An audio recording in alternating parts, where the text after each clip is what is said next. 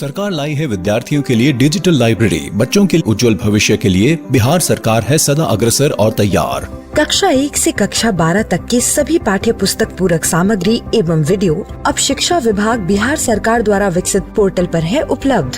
अध्ययन सामग्री देखने के लिए BEPCLOTS.bihar.gov.in पर विजिट करें अथवा एंड्रॉइड मोबाइल पर गूगल प्ले स्टोर से E-LOTS ऐप डाउनलोड करें। शिक्षकों, अभिभावकों एवं बच्चों से अनुरोध है कि इस ई-लाइब्रेरी का अधिक से अधिक लाभ उठाएं और अपनी पढ़ाई जारी रखें। हेलो बच्चों, कैसे हो आप सब? आशा करता हूँ कि आपको जो ये घर पर आपके विद्यालय का अनुभव मिल रहा है, आप उसे बहुत एंजॉय कर रहे होंगे और एंजॉयमेंट के साथ साथ आपकी पढ़ाई भी हो रही होगी। आप सभी ने अपना कॉपी और कलम तो ले ही लिया होगा, तो आइए देखते हैं आज के एपिसोड में हम क्या पढ़ेंगे। आज के एपिसोड में हम कक्षा 11 की पढ़ाई शुरू करते हुए गणित में एक नया पाठ शुरू करेंगे जिसका नाम है कॉम्प्लेक्स नंबर्स। उसके बाद हम बायोलॉजी में एनिमल किंगडम के बारे में कुछ और बातें जानेंगे। फिर कक्षा 12 की पढ़ाई शुरू करते हुए हम गणित में यानी मैथमेटिक्स में कॉन्टिन्यूटी एंड डिफरेंशिएबिलिटी के बारे में पढ़ेंगे। और सबसे आखिरी में हम बायोलॉजी में मानव जनन यानी कि ह्यूमन रिप्रोडक्शन के बारे में कुछ और बातें जानेंगे। तो चलिए बच्चों, शुरू करते हैं आज का एपिसोड।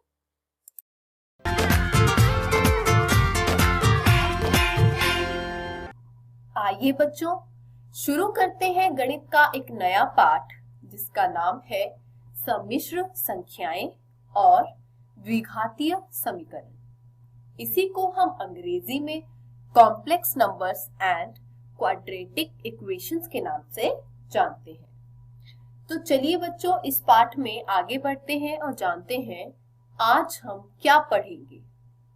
सम्मिश्र संख्याएं यानी कॉम्प्लेक्स नंबर्स तथा सम्मिश्र संख्याओं का बीजगणित यानी कि अलजेब्रा ऑफ कॉम्प्लेक्स नंबर्स।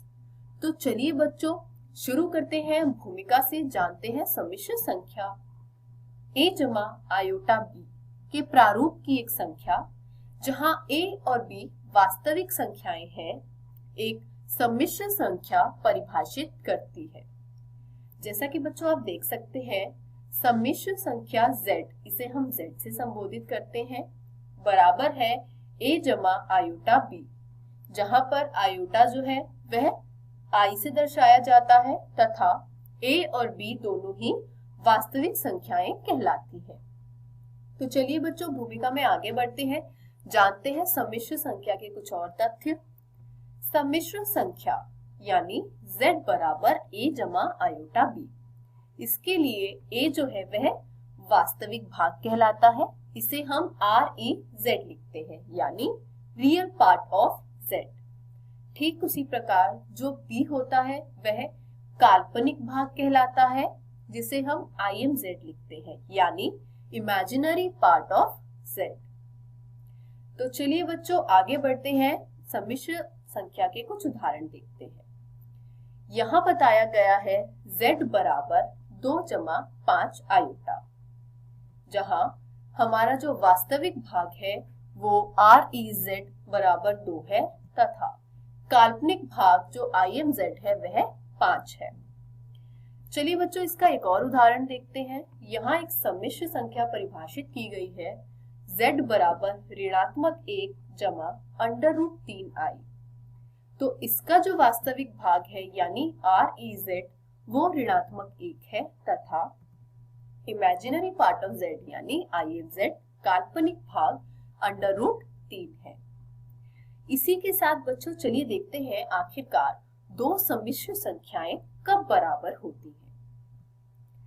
यहाँ देख सकते हैं आप, दो सम्मिश्र संख्याएं ली गई हैं, z1 बराबर a जमा आयोटा b तथा z2 बराबर c जमा आयोटा d। यह दोनों समान होंगे यदि a बराबर होता है c के और b बराबर होता है d के। इन दोनों का ही अनिवार्य है होना, सिर्फ एक के होने से यह सम्मिश्र संख्याएं आपस में बराबर नहीं होती। अर्थात जो पहली संख्या है सम्मिश्र, उसका काल्पनिक भाग बराबर होना चाहिए दूसरी सम्मिश्र संख्या के काल्पनिक भाग के, ठीक उसी प्रकार पहली सम्मिश्र संख्या का जो हमारा वास्तविक भाग है वह बराबर होना चाहिए दूसरी सम्मिश्र संख्या के वास्तविक भाग के। तो चलिए बच्चों, दो सम्मिश्र संख्याएं बराबर कब होती है यह हमने जाना। अब इसे और अच्छे से समझते हैं एक उदाहरण की सहायता से। उदाहरण कहता है यदि 4x जमा 3x माइनस y आयोटा बराबर है 3 जमा आयोटा ऋणात्मक 6 के, यानी यह दोनों सम्मिश्र संख्याएं आपस में बराबर हैं और दिया गया है कि x और y दोनों ही वास्तविक संख्याएं हैं, तब हमें x और y का मान ज्ञात करना है। तो चलिए बच्चों, इसका हल देखते हैं। हल में हमें देखना है, सबसे पहले हमें दिया क्या है। हमें दे रखा है कि यह दोनों सम्मिश्र संख्याएं आपस में बराबर हैं। आगे बढ़े तो हमने देखा कि दोनों ओर के जो वास्तविक और काल्पनिक भाग हैं उनको हमें समान लेना है। क्यों? क्योंकि यही तो सबसे आधारभूत स्थिति होती है कि दो सम्मिश्र संख्याएं आपस में बराबर हो जाए। ऐसा करने पर हमें प्राप्त होता है 4x बराबर है 3 के तथा 3x माइनस y जो है वह बराबर है ऋणात्मक 6 के। यदि बच्चों आप इसको अपनी पुस्तिका में हल करके देखें तो आप पाएंगे x का मान आता है 3/4 तथा y का मान आता है 33/4। तो हमने पढ़ा दो सम्मिश्र संख्याएं बराबर कब होती हैं। चलिए बच्चों, आगे बढ़ते हैं सम्मिश्र संख्याओं के बीजगणित पर। पहली चीज हम इसमें पढ़ेंगे दो सम्मिश्र संख्याओं का योग, यानी addition of two complex numbers, तथा दो सम्मिश्र संख्याओं का अंतर, यानी difference of two complex numbers. ठीक है बच्चों, तो सबसे पहले शुरू करेंगे हम दो सम्मिश्र संख्याओं के योग से। तो आपने देखा यहाँ पर आपको दो सम्मिश्र संख्याएं दे रखी हैं, z1 बराबर a जमा आयोटा b तथा z2 बराबर c जमा आयोटा d। यदि मैं इन दोनों का योग लूं तो वो कैसे होगा बच्चों? हमें देखना है कि पहली सम्मिश्र संख्या का जो वास्तविक भाग है a, वो जोड़ना चाहिए दूसरी सम्मिश्र संख्या के वास्तविक भाग c से। ठीक उसी प्रकार यदि मैं काल्पनिक भाग की चर्चा करूं तो पहली सम्मिश्र संख्या का जो काल्पनिक भाग है b, वह जुड़ेगा दूसरी सम्मिश्र संख्या के वास्तविक भाग d के साथ। तो इससे हमें दोनों का योग प्राप्त होता है। आइए बच्चों, इसे देखते हैं एक उदाहरण की सहायता से और अच्छे से समझते हैं। z1 एक सम्मिश्र संख्या दी गई है 2 जमा 3 आयोटा तथा z2 जो दी गई है वह दी गई है -6 जमा 5 आयोटा। यदि मैं इन दोनों का योग लूं तो बच्चों आप देख सकते हैं दोनों के वास्तविक भागों को जोड़ा गया है 2 और ऋणात्मक 6 को जोड़ा है तथा दोनों के ही काल्पनिक भागों को जोड़ा गया है 3 जमा 5। बच्चों यहाँ ध्यान देने वाली बात यह है 2 और ऋणात्मक 6 को जोड़ा जा रहा है। चिन्ह जो है वो ऋणात्मक रहेगा क्योंकि 6 जो है वह 2 से बड़ा होता है। चिन्ह ऋणात्मक रहेगा और 6 से 2 घटाने पर हमें 4 प्राप्त होता है, यानी जो हमें सम्मिश्र संख्या परिणाम में प्राप्त हुई वह है ऋणात्मक 4 जमा 8 आयोटा। तो चलिए बच्चों देखते हैं सम्मिश्र संख्याएं जो है उनका योग किन प्रगुणों को संतुष्ट करता है। पहला है समवरक नियम। इस नियम के अनुसार दो सम्मिश्र संख्याओं का जब आप योगफल लेते हैं तो वह पुनः एक सम्मिश्र संख्या होती है। आइए बच्चों इसको समझते हैं और अच्छे से उदाहरण की सहायता से। समवरक नियम, द क्लोजर लॉ। इसमें हमने देखा दो सम्मिश्र संख्याएं दी है। जब हमने इनका योग लिया तो हमने देखा हमें उत्तर प्राप्त होता है ऋणात्मक 4 जमा 8 आयोटा, जो स्वयं एक सम्मिश्र संख्या है, यानी दो सम्मिश्र संख्याओं का जो योग है वह पुनः एक सम्मिश्र संख्या होता है। इसी के साथ आगे बढ़े, हमने देखा दूसरा नियम क्रम विनिमय नियम, यानी द कम्यूटेटिव लॉ। तो जब हमने Z1 और Z2 दो सम्मिश्र संख्याएं जो है इनको जोड़ा तो हमें प्राप्त हुआ ऋणात्मक 4 जमा 8 आयोटा। बच्चों यहाँ ध्यान देने वाली बात यह है कि पहले हमने Z1 में Z2 को जोड़ा। यदि मैं इनका क्रम बदल के सेम वैसी ही सम्मिश्र संख्याएं ली गई है जैसे पहले ली गई थी 2 जमा 3 आयोटा ऋणात्मक 6 जमा 5 आयोटा। कुछ नहीं किया है बच्चों, सिर्फ क्रम बदल दिया है। Z2 में हमने Z1 को जोड़ दिया है। जोड़ने पर हमने देखा परिणाम में हमें फिर से प्राप्त होता है ऋणात्मक 4 जमा 8 आयोटा। इससे हमें यह सीखने को मिलता है बच्चों कि क्रम का विनिमय यानी क्रम बदलने जाने पर अगर आप दो सम्मिश्र संख्याओं को जोड़ रहे हैं तो अगर आप उनका क्रम बदल देते हैं तो परिणाम में जो सम्मिश्र संख्या हमें प्राप्त होती है उसमें किसी प्रकार का कोई परिवर्तन नहीं आता है। तो चलिए बच्चों बढ़े चलते हैं अगले नियम की ओर। साहचर्य नियम यानी द एसोसिएटिव लॉ। इसमें हमने देखा 3 सम्मिश्र संख्याओं को लिया गया है। अब मैंने क्या किया, पहले लिया योग Z1 और Z2 का। इनका योग लेने पर हमें प्राप्त होता है ऋणात्मक 4 जमा 8 आयोटा। अब जब इन दोनों के योग के साथ मैं जोड़ूं तीसरी सम्मिश्र संख्या को तब मुझे प्राप्त हुआ ऋणात्मक 3 जमा 12 आयोटा। पहले मैंने Z1 और Z2 इन दोनों का योग लिया है, फिर इनके योग के साथ मैंने Z3 को जोड़ा। आइए बच्चों करते हैं एक और तरीके से इसको हल। अब मैंने इसमें क्रम परिवर्तन कर दिया। मैंने Z2 के साथ Z3 को पहले जोड़ा तो मुझे प्राप्त होता है ऋणात्मक 1 जमा 9 आयोटा। अब इन दोनों के योग के साथ मैं जोड़ती हूँ सबसे पहले वाले सम्मिश्र संख्या यानी Z1 को। जोड़ने पर मुझे प्राप्त होता है ऋणात्मक 3 जमा 12 आयोटा। बच्चों आप देख सकते हैं इसमें भी ठीक वही हुआ है। साहचर्य नियम यानी द एसोसिएटिव लॉ हमें ये कहता है कि आप दूसरी तीसरी के योग के साथ पहली सम्मिश्र संख्या का योग ले या फिर पहली और दूसरी सम्मिश्र संख्या का योग तीसरी के साथ ले।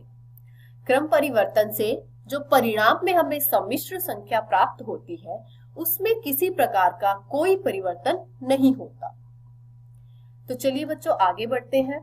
योगात्मक तत्समक का अस्तित्व यानी the existence of additive identity. सम्मिश्र संख्या 0 जमा 0 आयोटा 0 के द्वारा दर्शाया जाता है। योगात्मक तत्समक अथवा 0 सम्मिश्र संख्या जो होती है वह कहलाता है, जिससे कि प्रत्येक सम्मिश्र संख्या Z जो है वह बराबर हो जाती है अपने के ही यदि उसमें 0 का योग किया जाए। इस पूरे नियम का अर्थ यह है बच्चों, अगर आप किसी भी सम्मिश्र संख्या में 0 सम्मिश्र संख्या को जोड़ते हैं तो आपको परिणाम स्वरूप वही सम्मिश्र संख्या प्राप्त होती है। तो अगला नियम देखते हैं, योगात्मक प्रतिलोम का अस्तित्व यानी the existence of additive inverse.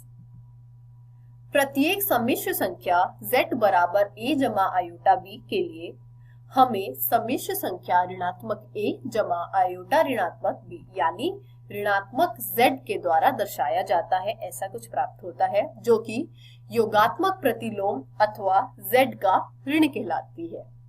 जैसा कि आप देख सकते हैं यदि Z को मैं ऋणात्मक Z के साथ जोड़ूं तो मुझे 0 प्राप्त होता है और यही नियम जो है योगात्मक तत्समक में हमने पढ़ा था। तो चलिए बच्चों प्रगुणों को समाप्त करते हुए बढ़े चलते हैं अगले बीजगणित की ओर। 2 सम्मिश्र संख्याओं का अंतर।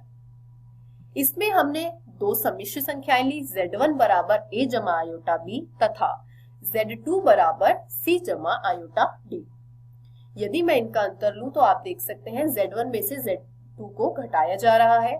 तो पहले सम्मिश्र संख्या के वास्तविक भाग से दूसरे सम्मिश्र संख्या के वास्तविक भाग को घटाना है यानी A माइनस C जमा आयोटा में। ठीक काल्पनिक भाग में भी उसी नियम का हमें पालन करना है तो B माइनस D। इसी को बच्चों आप उदाहरण की सहायता से समझ सकते हैं। आपको एक सम्मिश्र संख्या दे रखी है Z1 बराबर 6 जमा 3 आयोटा तथा Z2 बराबर 2 ऋणात्मक आयोटा।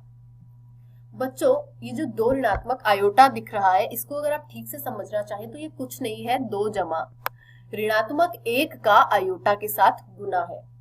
तो यहाँ पर इस सम्मिश्र संख्या का जो काल्पनिक भाग है वो ऋणात्मक 1 हुआ। अब जब हमने इसका अंतर देखा बच्चों तो वास्तविक भाग से तो वास्तविक भाग घटाया गया यानी 6 से 2 घटाया गया तथा काल्पनिक भाग में 3 में से ऋणात्मक 1 को घटाया जाएगा। ठीक है बच्चों, आशा करती हूँ आपको समझ आया होगा। 6 में से 2 गया बचता है 4 तथा 3 में से जब आप ऋणात्मक 1 को हटाते हैं तो वह बचता है 4, यानी 4 जमा 4 आयोटा। तो चलिए बच्चों, इसी के साथ मैं इस अध्याय को समाप्त करती हूँ। आज हमने पढ़ा सम्मिश्र संख्याओं के योगफल के बारे में, 2 सम्मिश्र संख्याएं बराबर कब होती हैं तथा 2 सम्मिश्र संख्याओं के अंतर के बारे में। इसी के साथ अध्याय को समाप्त करते हुए मैं आपसे विनती करना चाहूंगी, घर जाइए, अपने प्रश्नावली में दिए गए प्रश्नों को हल कीजिए। किसी प्रकार की संदेह तथा सहायता के लिए हम हमेशा उपलब्ध हैं। धन्यवाद।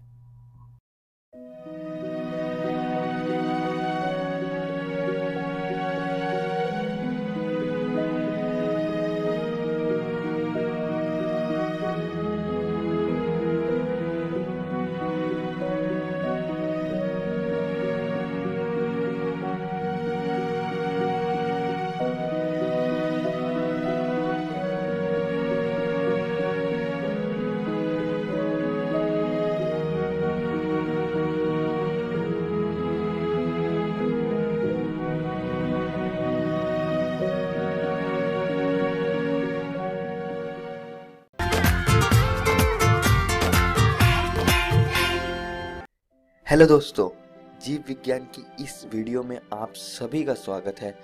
पिछली वीडियो में हमने संघ आर्थ्रोपोडा, मोलस्का, इकाइनोडर्मेटा तथा हेमिकॉर्डेटा के बारे में पढ़ा था और मैंने आप सभी को यह प्रश्न दिया था और इसका उत्तर घर से कॉपी में लिखकर लाने को कहा था। निश्चित ही आप इसका उत्तर लिखकर लाए होंगे, तो आइए इसका उत्तर जान लेते हैं। तो यह है इसका उत्तर और आप वीडियो पॉज करके यह उत्तर अपनी कॉपी में लिख सकते हैं अगर आप चाहे तो। और कुछ इस प्रकार के प्रश्नों का उत्तर आपने ऐसे बिंदुओं में देना है। आज हम क्या पढ़ेंगे? आज हम संघ कॉर्डेटा, वर्ग साइक्लोस्टोमेटा, वर्ग कॉन्ड्रिकथीस और वर्ग ऑस्टिकथीस के बारे में चर्चा करेंगे। चलिए शुरू करते हैं। संघ कॉर्डेटा, इसमें हम संघ कॉर्डेटा की कुछ विशेषताओं को समझेंगे। ये अंग तंत्र स्तर के संगठन, द्विपार्श्व सममिति, त्रिकोणिक और प्रगुही प्राणी है। और संघ कॉर्डेटा के 4 मूलभूत लक्षण है कि इनमें पृष्ठ रज्जु यानी नोटोकॉर्ड होता है, पृष्ठ खोखली तंत्रिका रज्जु यानी डॉर्सल हॉलो नर्व कॉर्ड होता है, गूदा पश्चात पुच्छ यानी पोस्ट एनल टेल होता है और इनमें फेरेंजियल स्लिट्स यानी ग्रसनी क्लोम छिद्र होते हैं। और यह बात आप सभी दोस्तों को जरूर याद रखनी है, इनमें पूर्ण पाचन तंत्र तथा बंद परिसंचरण तंत्र होता है। आइए संघ कॉर्डेटा की कुछ और महत्वपूर्ण बातों पर चर्चा करते हैं।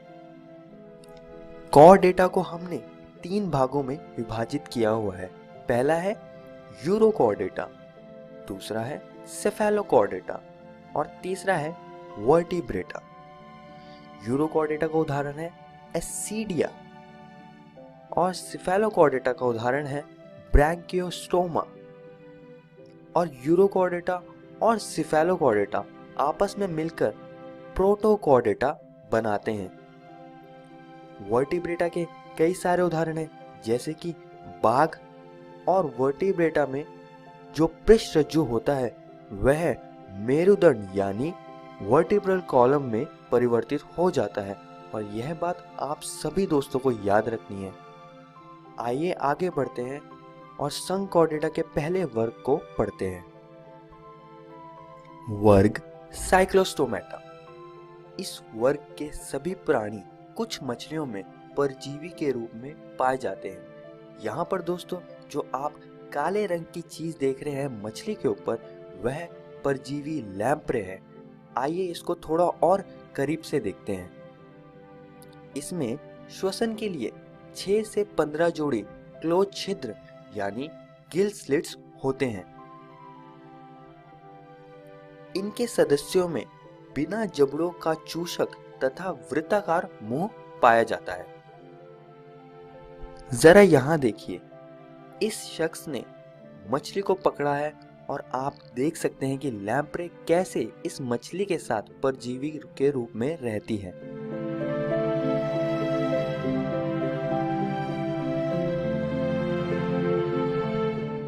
यह मिक्सिन यानी हैगफिश जो कि साइक्लोसोमेटा का एक सदस्य है। यहाँ पर दोस्तों एक और बात मैं आप सभी को बताना चाहूँगा कि यह प्राणी समुद्री होते हैं परंतु जनन के लिए अलवणीय जल में आते हैं, जहाँ पर यह जनन के बाद मर जाते हैं और इनके लार्वा मेटामॉर्फोसिस के बाद समुद्र में वापस प्रवास कर लेते हैं। यहाँ पर वर्ग साइक्लोस्टोमेटा समाप्त होता है और अब हम पढ़ेंगे वर्ग कॉन्ड्रिकथीस। इनका अंतः कंकाल उपास्थल यानी कार्टिलेजिनस होता है और पृष्ठरज्जु चिरस्थायी होता है, यानी वह अब इनके पूरे जीवन काल में वह पृष्ठरज्जु मौजूद होता है। ये असमतापी यानी पोइकिलोथर्मस होते हैं, जिसका अर्थ है कि ये प्राणी अपने शरीर का ताप नियंत्रित नहीं कर सकते और इनका शरीर का ताप पर्यावरण के ताप के हिसाब से रहता है। इनमें क्लोम छिद्र अलग अलग होते हैं तथा प्रच्छद से ढके नहीं होते। इनकी त्वचा पठाप शल्क यानी पैलकॉइड स्केल से बनी होती है और इनका हृदय में 2 प्रकोष्ठ होते हैं। ये एक लिंगाश्रयी होते हैं और निषेचन आंतरिक होता है तथा अधिकांश जरायुज यानी विविपेरस होता है।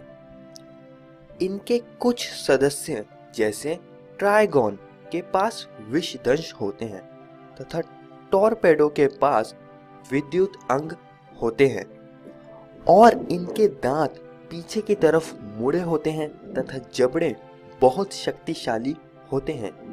इनमें वायुकोश नहीं होता, जिस वजह से इन्हें हमेशा तैरते हुए रहना पड़ता है ताकि यह डूब ना जाए। और यहाँ पर वर्ग कॉन्ड्रिकथीस समाप्त होता है। आइए आगे बढ़ते हैं। वर्ग ऑस्टिकथीस। ये मछलियां लवणीय तथा अलवणीय जल में पाई जाती है। इनका अंतः कंकाल अस्थिल यानी बोनी होता है। जरा यहाँ देखिए, यह वर्ग ऑस्टिकथीस का सदस्य कतला है। इनमें 4 जोड़ी क्लोम छिद्र जो कि प्रच्छद यानी ओप्रकुलम से ढके होते हैं। दोस्तों, जो इससे पहले वाला वर्ग था वर्ग कॉन्ट्रिकथीस, उनमें प्रच्छद नहीं होता, पर इस वर्ग में पाया जाता है प्रच्छद। तो यह बात आप सभी को याद रखनी है। यह समुद्री घोड़ा है जो कि इस वर्ग का एक और उदाहरण है। इनकी त्वचा साइकोइड तथा टीनोइड शल्क से ढकी होती है और इनमें वायुकोश पाया जाता है जो कि उत्प्लावन यानी बायोन्सी बनाए रखने में मदद करता है। इनका भी हृदय 2 प्रकोष्ठ का होता है। आइए वर्ग ऑस्टिकथीस की कुछ और महत्वपूर्ण बातों पर चर्चा करते हैं। ये एक लिंगाश्रयी होते हैं जिसमें निषेचन बाहरी होता है तथा अधिकांश अंडज यानी ओविपेरस होते हैं और इनमें परिवर्धन प्रत्यक्ष होता है। और वर्ग ऑस्टिकथीस के कुछ और उदाहरण हैं, जैसे बेटा जिसे हम फाइटिंग फिश भी कहते हैं और पेट्रोफाइलम जिसे हम एंजल फिश भी कहते हैं। और यहाँ पर वर्ग ऑस्टिकथीस समाप्त होता है। सारांश, इस वीडियो में हमने संघ कॉर्डेटा के बारे में पढ़ा और इसके वर्ग साइक्लोस्टोमेटा को भी समझा, इसकी विशेषताएं जानी तथा इसके परजीवी रूप को समझा। हमने वर्ग कॉन्ड्रिकथीस के बारे में भी पढ़ा, जिसमें हमने इसकी विशेष लक्षण और उदाहरणों को पढ़ा। और हमने आखिर में वर्ग ऑस्टिकथीस के बारे में चर्चा करी, जिसके भी हमने कुछ विशेषताओं और उदाहरणों को समझा। आज का सवाल, तो दोस्तों आज का सवाल बताने से पहले मैं आप सभी को बताना चाहूँगा कि आज हमने आपकी एनसीईआरटी की किताब के 4 टॉपिक्स को कवर कर लिया है।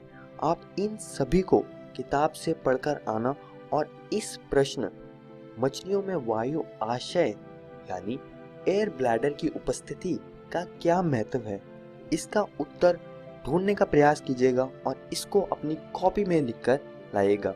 हम अपनी अगली वीडियो में इसके बारे में चर्चा करेंगे। धन्यवाद।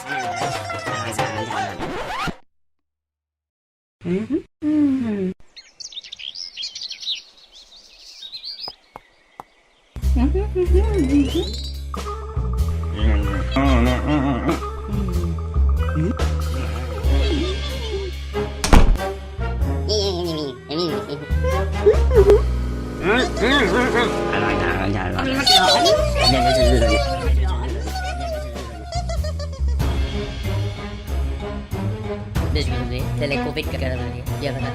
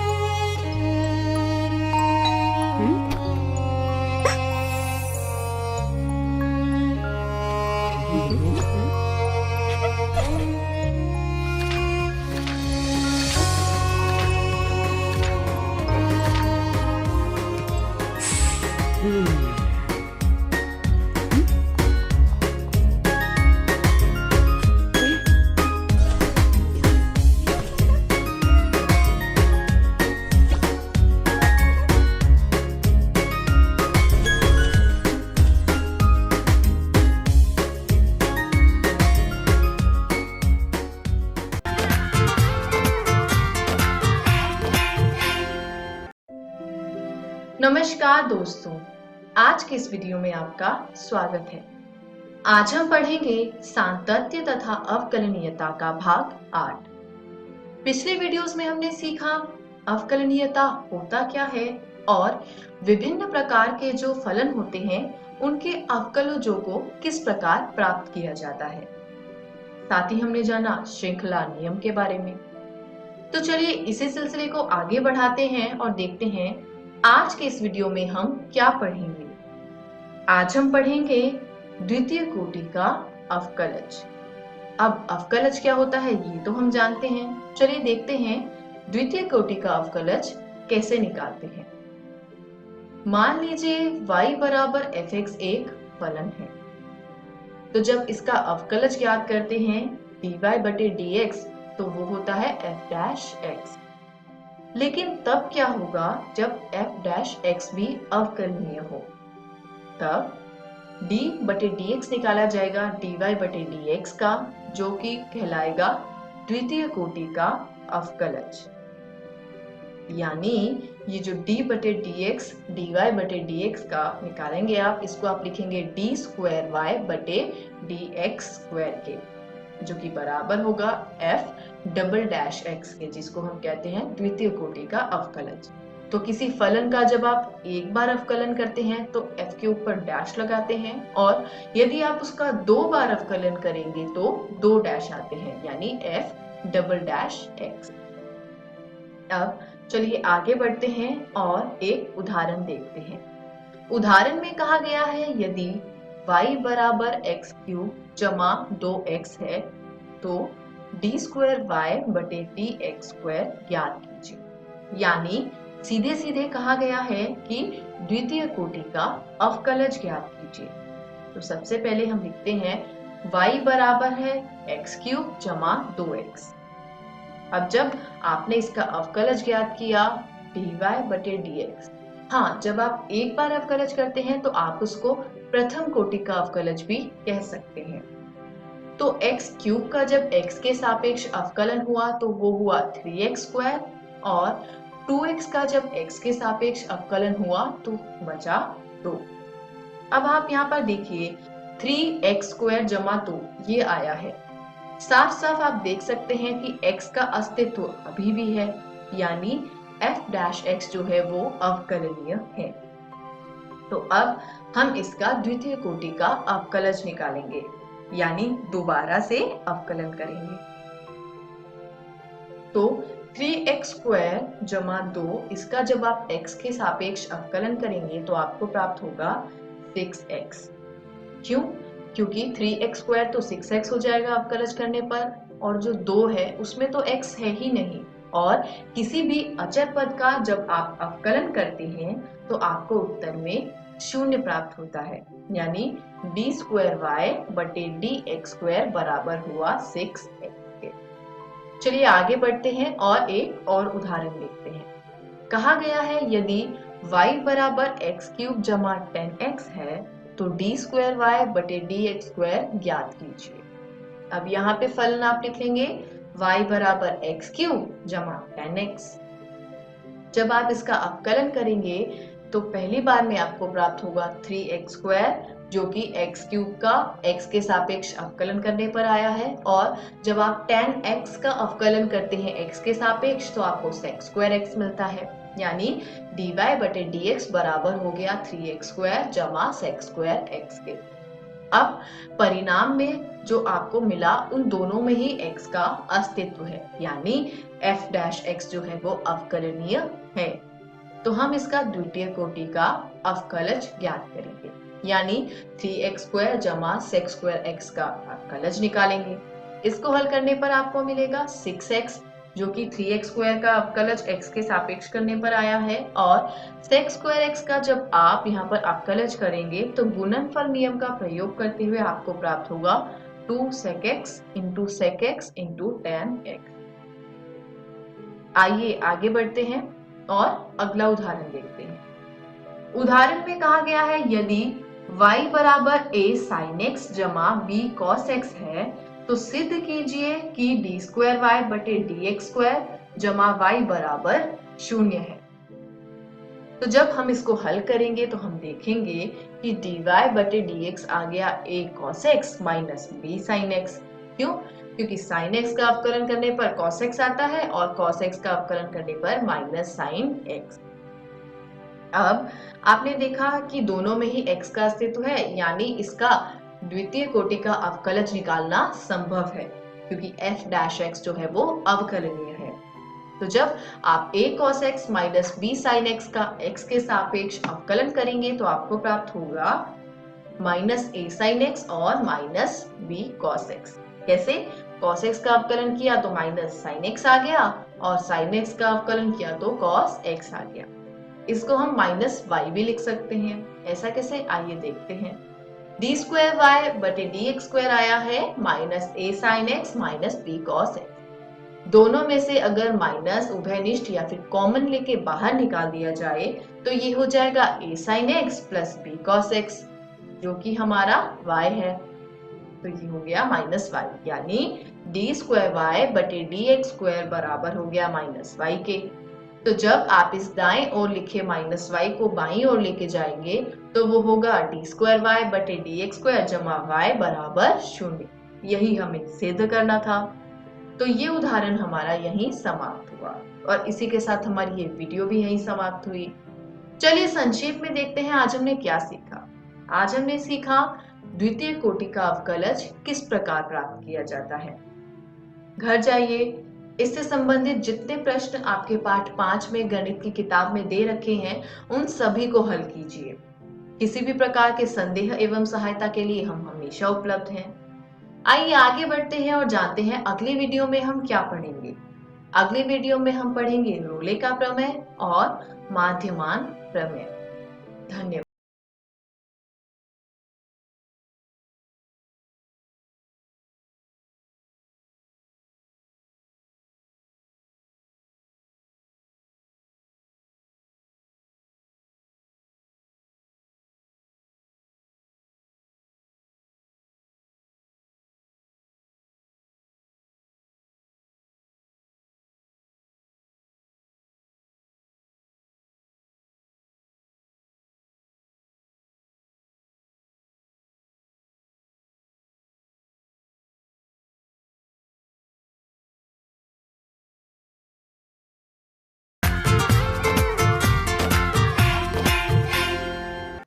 हेलो दोस्तों, आज भी हम इस अध्याय मानव जनन को जारी रखेंगे।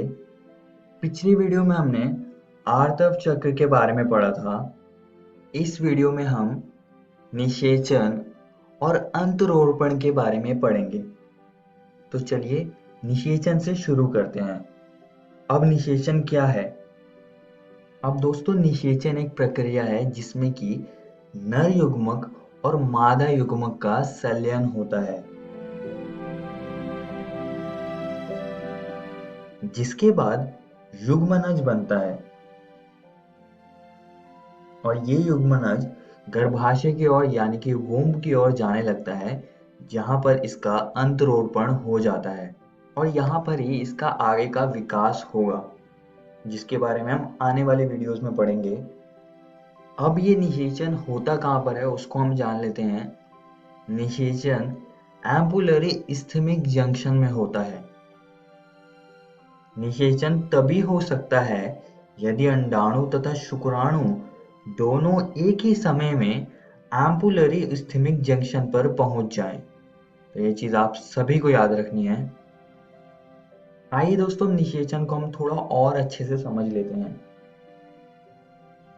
अब ये शुक्राणु अंडाणु की ओर जा रहे हैं जिससे कि निषेचन की प्रक्रिया ये पूरी कर सकें। ये बहुत ही तेजी से तैर रहे हैं अपनी पूंछ की मदद से। अब अंडाणु कोरोना रेडिएटा की कोशिका से ढका होता है, जिसको इन शुक्राणुओं को क्रॉस करना होगा जिससे कि ये उसकी बाहरी परत जोना पेलुसिडा तक पहुंच पाए। एक बार जब ये जोना पेलुसिडा पे पहुंच जाते हैं, ये उससे अटैच हो जाते हैं स्पर्म रिसेप्टर की मदद से, जिससे कि इनके अग्रपिंडक कई सारे एंजाइम्स को उत्पन्न करने लगते हैं, जिसकी वजह से एक्रोसोमल प्रतिक्रिया होती है और ये अंदर की तरफ चले जाते हैं।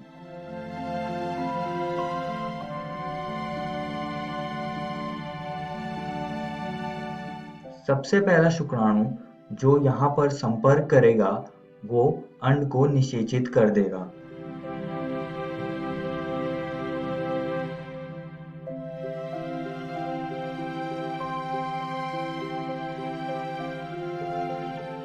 अब इस घटना से अंडाणु में कुछ बदलाव होते हैं, जिससे कि जो बाकी के शुक्राणु होते हैं वो इससे अटैच नहीं हो पाते हैं।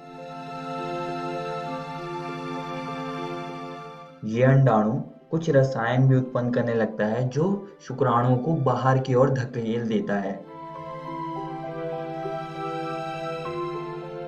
अब जब ये प्रतिक्रिया बाहर की ओर फैलती है तो जोना पेलुसिडा परत कड़ी हो जाती है, जिसमें कि स्पर्म फंस जाते हैं।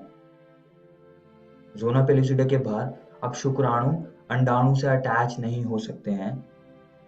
अब इसी समय अंडाणु के अंदर कई चीजें हो रही हैं, जैसे कि जो मेल जेनेटिक मटेरियल होता है वो फैलने लगता है और इसके आसपास एक झिल्ली बनती है, जिससे कि मेल प्रोन्यूक्लियस बनता है। इसके पास 23 गुणसूत्र होते हैं। दूसरी ओर फीमेल जेनेटिक मटेरियल भी विभाजित होना खत्म करता है और फीमेल प्रोन्यूक्लियस बनाता है। इसके पास भी 23 गुणसूत्र होते हैं।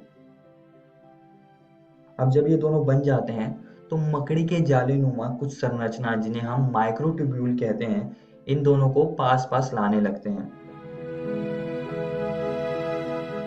जब ये दो सेट क्रोमोसोम्स के आपस में जुड़ जाते हैं तो फर्टिलाइजेशन यानी कि निषेचन की प्रक्रिया पूरी हो जाती है। इस समय एक अनोखा जेनेटिक कोड बनता है जो कि बताता है शिशु का लिंग, शिशु के बाल का रंग, आंखों का रंग आदि। अब ये युग्मनज धीरे धीरे अंडवाहिनी के थ्रू गर्भाशय तक जाता है, जहां पर जिसका अंतरोपण हो जाएगा और जहां पर ये आगे विकास करेगा।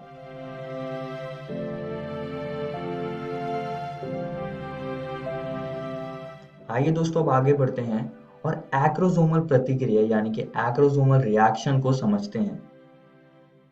अब जब शुक्राणु अंडाणु की सरफेस से अटैच होते हैं तो वो एक्रोसोमल प्रतिक्रिया करते हैं, जिसमें कि शुक्राणु का अग्रपिंड कुछ एंजाइम्स उत्पन्न करने लगता है, जिसमें कि आते हैं हाइलोरेनिडेज।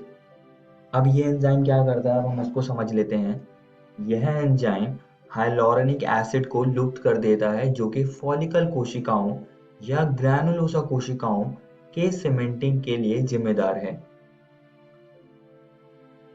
दूसरा एंजाइम है कोरोना पेनेट्रेटिंग एंजाइम, CPE।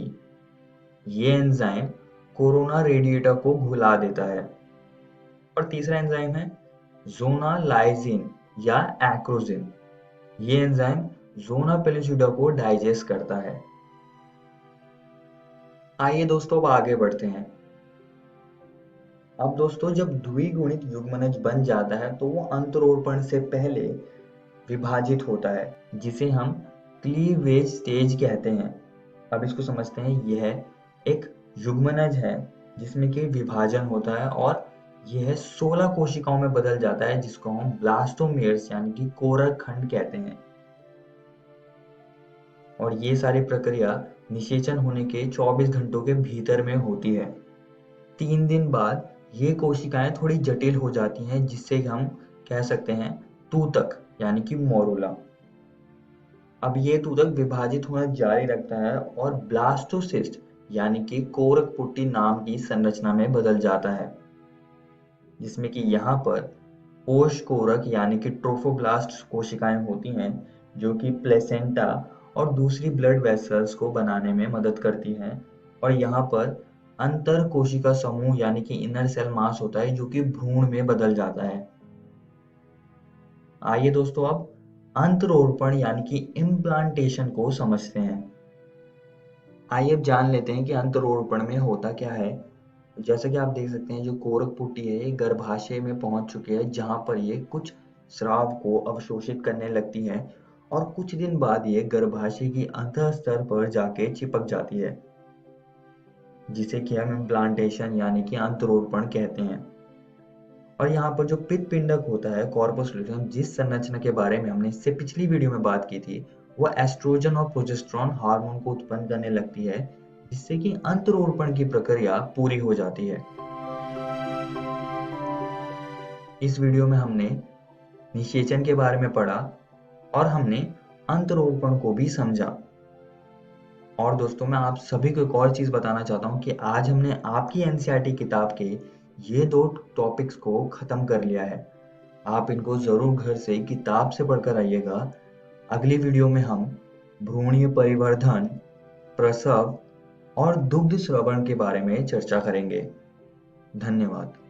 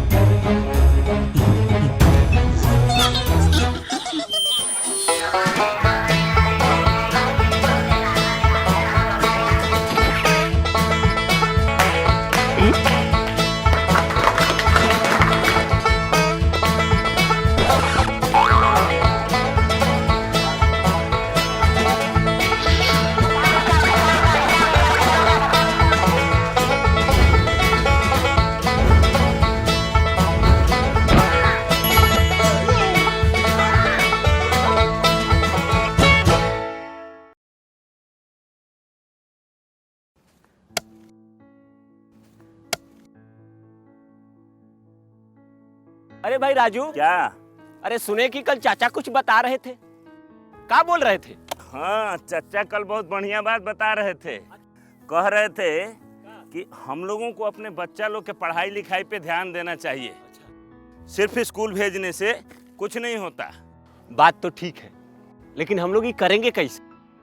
हम लोगों को तो पढ़ना लिखना भी नहीं आता है। हम भी यही सोच रहे थे।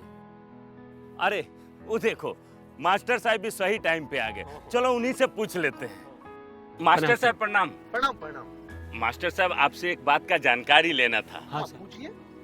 अब हम लोग तो ठहरे कम पढ़े लिखे आदमी, हाँ। लेकिन हम लोग का बच्चा लोग स्कूल में जाके क्या करता है, क्या सीखता है, क्या पढ़ता है, ये हम लोग कैसे जानेंगे? बहुत आसान है। अच्छा, कैसे? चलिए आप लोग स्कूल में, हम बताते हैं। जी जी चलिए। जी सर चलिए। चलो चलो। हाँ हाँ चलिए। हाँ हाँ, हम उठा लेते हैं। चल। आइए, ये देखिए, ये है क्लास 3 का अधिगम प्रतिफल पोस्टर। इसका मतलब है यदि आपका बच्चा वर्ग 3 में पढ़ता है तो उसे इस पोस्टर में जो लिखी गई सारी चीजें उसे जानकारी होनी चाहिए। ये क्या है? पक्षी। और ये क्या है? पेड़। यानी कि तीसरी कक्षा समाप्त होते होते आपका बच्चा पशु, पक्षी, फूल, पत्ती आदि के बारे में सीख जाएगा। हर क्लास और हर विषय के लिए अधिगम प्रतिफल पोस्टर बनाए गए हैं। आइए कुछ दूसरे तरीके जानते हैं। जी सर। ये देखिए, ये है हमारे बच्चों की कॉपियाँ और ये है सही का निशान। इसका मतलब है कि इस प्रश्न का उत्तर आपके बच्चे ने बिल्कुल सही दिया है। जितना ज़्यादा होंगे ये निशान, उतना बढ़िया सीखा है आपका बच्चा। और ये क्या है? गलत का निशान। हाँ, ये है गलत का निशान और इसका मतलब है आपके बच्चे ने इस प्रश्न में कुछ गलती की होगी। और ये निशान जितना ज़्यादा होगा, आपको अपने बच्चे पे उतना ही ध्यान देने की ज़रूरत है। लेकिन पूरे साल में हमारा बच्चा क्या क्या सीखा, ये कैसे जानेंगे? बिल्कुल जानेंगे। उसके लिए भी हमारे पास कुछ साधन है। उनमें से एक है प्रगति पत्रक। इसके माध्यम से आप घर बैठे जान सकेंगे कि आपका बच्चा पूरे साल में क्या कुछ सीखा। देखिए, ये है 3 स्टार। इसका मतलब होता है सीख चुका है, आपका बच्चा सीख चुका है। और 2 स्टार का मतलब है बच्चा सीख रहा है। और 1 स्टार का मतलब अभी सीखने की आवश्यकता है। जी हाँ। ये तो बहुत आसान है। अब तो हम जैसे बिना पढ़े लिखे लोग भी अपने बच्चों की कॉपी आसानी से जांच कर पाएंगे। बिल्कुल जांच पाएंगे मनोज। हाँ। और मास्टर साहब, आपने तो बिल्कुल सही बात बताई थी। तो ठीक है, चलते हैं। आज जो आपने हमको बताया है वो हम सबको बताएंगे। आप क्या करेंगे? आइए हम मिलकर अपने बच्चों के भविष्य को एक नई उड़ान दें। आज हम पूछेंगे तो कल ये सीखेंगे। सरकार लाई है विद्यार्थियों के लिए डिजिटल लाइब्रेरी। बच्चों के उज्जवल भविष्य के लिए बिहार सरकार है सदा अग्रसर और तैयार। कक्षा 1 से कक्षा 12 तक की सभी पाठ्य पुस्तक पूरक सामग्री एवं वीडियो अब शिक्षा विभाग बिहार सरकार द्वारा विकसित पोर्टल पर है उपलब्ध। अध्ययन सामग्री देखने के लिए BEPCLOTS.bihar.gov.in पर विजिट करें अथवा एंड्रॉइड मोबाइल पर गूगल प्ले स्टोर से E-LOTS ऐप डाउनलोड करें। शिक्षकों, अभिभावकों एवं बच्चों से अनुरोध है कि इस ई लाइब्रेरी का अधिक से अधिक लाभ उठाएं और अपनी पढ़ाई जारी रखें।